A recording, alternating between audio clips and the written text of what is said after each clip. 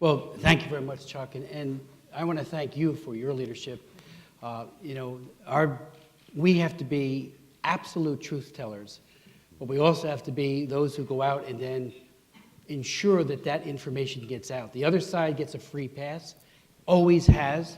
I've been involved in the Right to Life movement since 1972.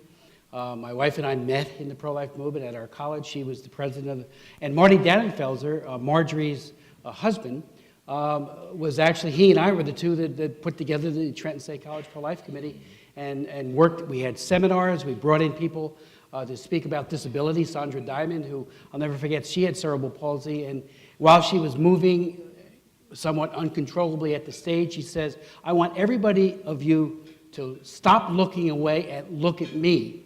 Look me in the eyes, and pretty soon you didn't see the disability. You saw a wonderful woman who was unbelievably courageous and a defender of disability rights, of people with disabilities. And we did many things like that. That led directly, I became director of our Right to Life Committee in the state. And the one thing that, and you all know this, but it needs to be, with exclamation points, the other side dehumanizes, trivializes the sanctity of the unborn child. The early days, they used to call it a blob of protoplasm rather than a beautiful unborn baby girl or boy. And of course, ultrasound has shattered that myth, but that myth does persist. The polls, for years, we had to fight against, and still do, polls that mislead by poor choice of language in the question. Gallup, notoriously and infamously, would always describe the Supreme Court decision as just applying to early pregnancy rather than right up until the moment of birth. So that skewed the numbers as well as the way they framed it.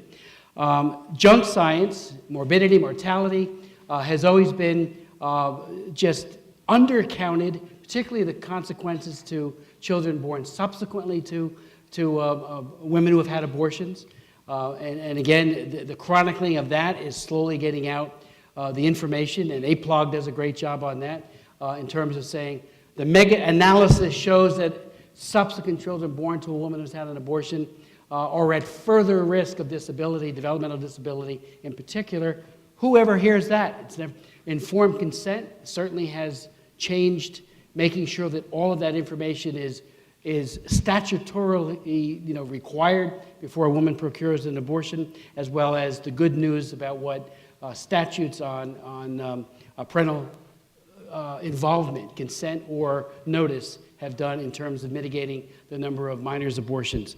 But, I was asked if I could, Chuck, just go into a couple of examples. Absolutely.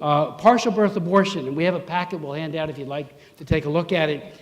We've got to be ever mindful, and you do it all the time, to challenge the big lie and the whole legion of little lies promulgated and promoted by the other side. When partial birth abortion first came out, there was a letter signed by dozens of pro-abortion organizations to members of Congress. I have a copy of the group letter. And they said this surgical procedure is used only in rare cases, fewer than 500 per year, and performed in the case of unwanted pregnancies, these are their words, gone tragically wrong. Turns out that was Ron Fitzsimmons from the National Abortion Federation, finally, when he went on Nightline and said this, admitted that he lied through his teeth. And one abortion mill in my state, we were able to promote, in terms of exposing, I should say, was doing $1,500 a year, just one clinic in Livingston, New Jersey. Guttmacher signed it, Planned Parenthood, and the who's who of pro-abortion organizations. Bill Clinton turned around, and when he vetoed the bill, the first partial birth abortion, he did it a couple of times, cited these kinds of statistics. So the junk science gets into the hands of presidents, gets into health ministers, health people in the states, and governors. So we have to be ever vigilant. So the anatomy of that is in this handout, if you want to just look at that.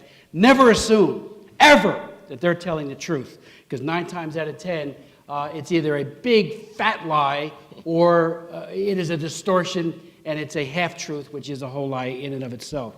We see that with how Planned Parenthood has been exposed for their complicity in trafficking. I want to thank you for the work that you did in discovering that I wrote the Trafficking Victims Protection Act of 2000 and 2 subsequent laws, landmark laws on combating sex and labor trafficking. Charlotte Lozier, your leadership, Chuck, was able to find that at some point in their lives, as trafficking victims, women either go to an emergency room or to a Planned Parenthood clinic, and what happens? Nothing. No attempt to rescue that woman from this terrible life of being coerced into prostitution. We know that Live Action also found out that Planned Parenthood was enabling. They went to clinics, including in my own state, in Perth Amboy, for example, and there on tape was a Planned Parenthood person saying, "Oh, we can arrange for the woman to be back on the street." And these were minors, a young Hispanic woman pretending to be, along with the sting operation pimp, to get this person back on the street in 2 weeks or so, having had an abortion, to keep her as a commodity to be sold and to be abused by men. Same thing with sex selection abortion. The movement was able to uncover that Planned Parenthood, again, was advising women that wait until 20 weeks. And I gave a speech on the floor and held a hearing on the global scourge and outrage of sex selection abortions. We know that, and Mira Wiesenthal wrote a book about this, and I'm going to have her testify again in just a couple of weeks at my 50th hearing on coercion in China. And she was able to chronicle that there's a missing, in the world, about 160 million Asian women who never had their lives allowed to be continued because of sex selection abortion, primarily in India and in China. And where's the UN? Where are the feminist organizations to speak about this lethal child abuse? So I have that speech and that background information. But again, if we don't expose it, if we don't chronicle it, we don't footnote it in the pro-life movement, the other side literally gets away with murder, and in this case, with a very lethal brand of sex discrimination against women. On the Obamacare, and again, thank you for ObamacareAbortion.org that Charlotte Lozier has put together. When we first of all, again, this was President Obama. He came to a joint session of Congress in 2009 and said, under our plan, federal funding will not be used to pay for abortions. First big lie. Second was his executive order, where he said that the Hyde Amendment would be followed in the administration of Obamacare. Second huge whopper of a lie. Turns out, as you all know, the Hyde Amendment says that insurance plans cannot include abortion, and so that when you buy a plan, it can't have abortion in it under the Federal Employees Health Benefits Program. And I did that amendment in 1984. It's still the law. But under Obamacare, which was a brand new construct that authorized and appropriated, so the Hyde Amendment didn't apply pursuant to the Labor HHS Appropriations Bill, this executive order purported to cover that. And it absolutely did not. Your website helped individuals find out whether or not in their state certain plans were pro-life, so we weren't unwittingly buying and subsidizing abortion through Obamacare exchanges. And then we asked the GAO, because of the non-transparency of this administration, and HHS in particular, to lay out for us how many plans. They came back for 2014, 1,030 plans, all 58 in New Jersey. Let me tell you where we also have to be diggers for information and truth. In my state, we contacted every one of the health insurers and said, under the Weldon Amendment, you are not, Weldon federal law, you are not required to include abortion.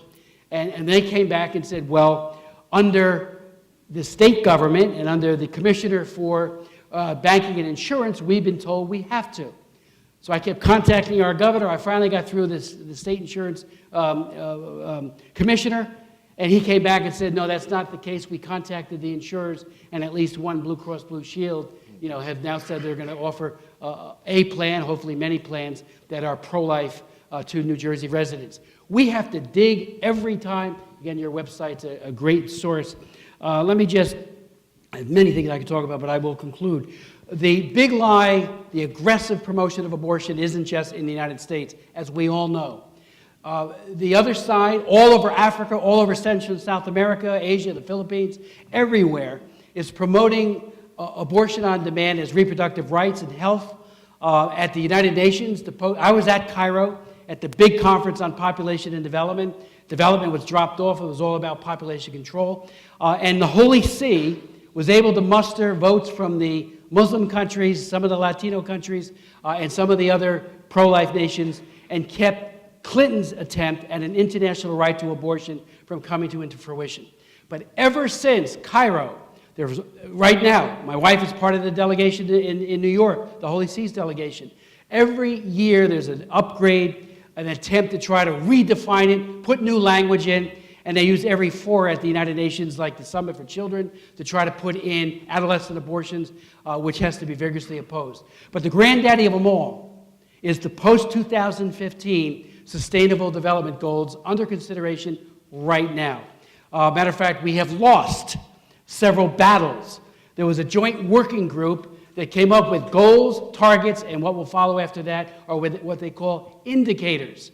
Now, the indicators can be the worst part of it all, because if the goals, and there is one goal that says under empowerment for women, that sexual health and reproductive rights has to be provided. They don't define reproductive rights, but we know what that means in the eyes of the NGOs that will pester countries to implement abortion. And these goals are in place for the next 15 years, beginning January 1st, 2016. So we're doing every effort. The Africans have been very robust in saying we don't want abortion, even though U.S. foreign aid has been dangled as a reward or penalty, loss of it, by the administration and by the European Union.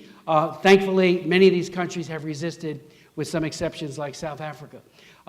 My hope is, and my prayer is, all of us need to realize that what happens at the UN doesn't just affect the entire developed world, but it also affects what goes on here in the United States. If the indicators take the WHO guidelines, you know what one of those indicators are? How many abortionists do you have per 500,000 population?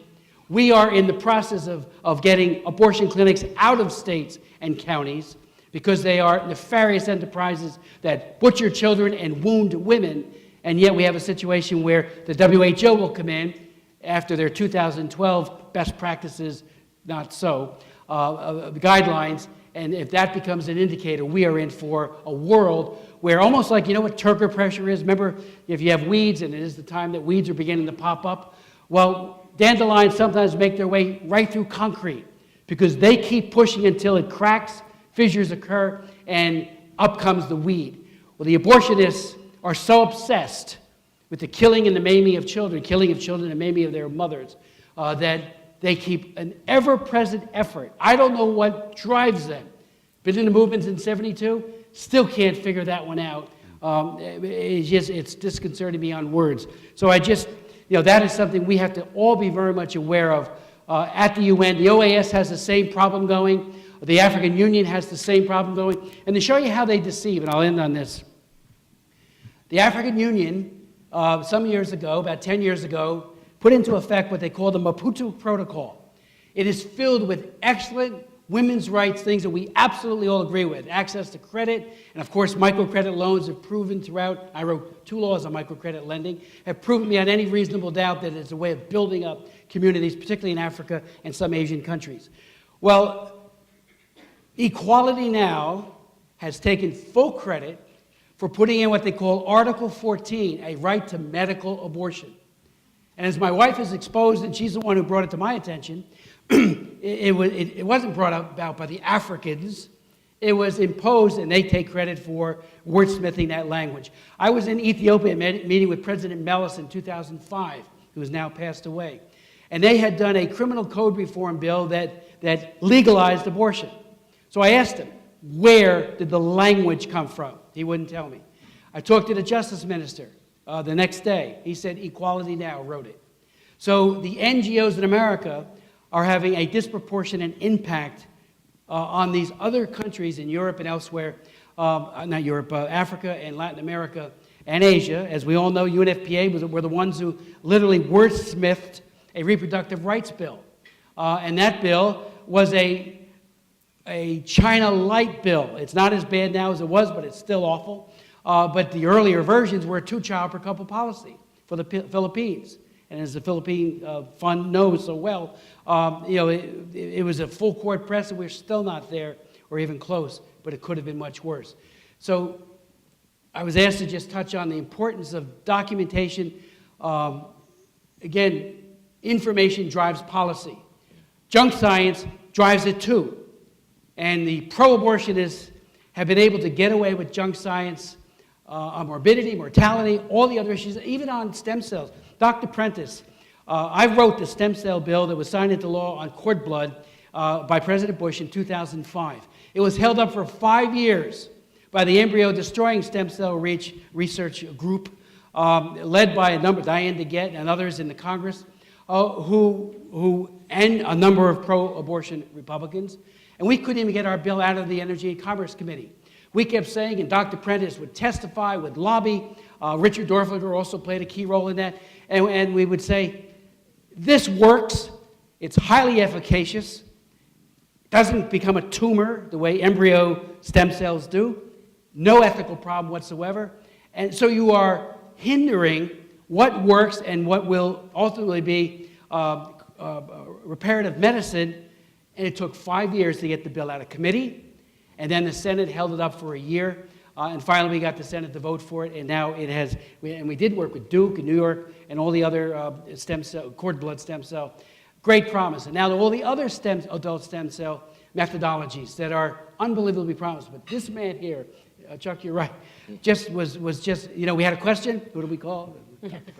And it was so extraordinarily helpful. Press conferences. What I've learned from all of this is that it may take a couple of years on any one of these given issues. But if we are absolutely tenacious, commit everything to the Lord and pray and even fast about it, but are absolute truth tellers, when we start exaggerating, we lose it. Don't exaggerate. I know you don't. I don't. We just tell the truth the way it is. That's enough. You don't have to keep thinking about, what did I say last time?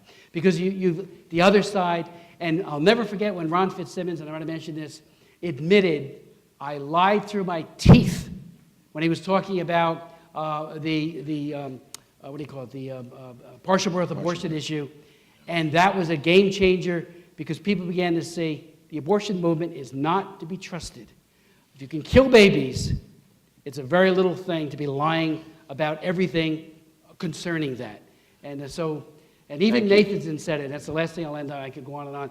Burton Nathanson pointed out, the founder of NARAL, in addition to Betty Friedan and Lawrence Lader, he said, how did we get abortion pushed? One, we linked it with the Catholic bishops, and we tried to have no line of demarcation between abortion and birth control, family planning and other things. But the real way was to exaggerate maternal mortality. Up to 10,000 women dying every year. And almost like Fitzsimmons, he admitted they made it all up. And in his book, Aborting America, he just waxed eloquent about how he was shocked how the media, New York Times, and everybody else just swallowed it hook, line, and sinker as if it were the truth. So we've got to challenge them time and time. I loved what Ron Paul did the other day. It wasn't on facts and figures, but as an OBGYN, nobody better to do it, on Debbie Wasserman Schultz. Yeah. When he talked about on that point. Yes, please. The Gosnell